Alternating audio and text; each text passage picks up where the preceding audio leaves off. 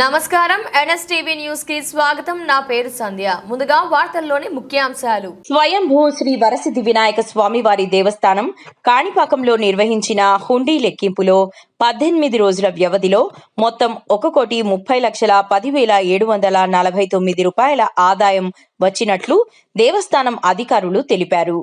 హుండీ లెక్కింపులో భక్తులు సమర్పించిన బంగారం 88 గ్రాములు, వెండి 1 కిలో 189 గ్రాములు లభించాయి.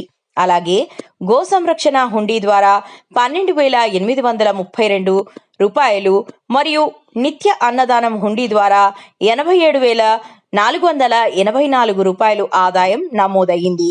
విదేశీ కరెన్సీ రూపంలో USA $340, Australia $100, Malaysia 69 ringgits, Canada $40, euro 180 యూరోలు, ఇంగ్లాండ్ 20 పౌండ్లు, సౌదీ 5 రియాల్స్ ఆదాయం వచ్చినట్లు కార్యనిర్వహణ అధికారి పెంచల కిషోర్ మరియు దేవస్థానం చైర్మన్ శ్రీ మణినాయుడు తెలిపారు.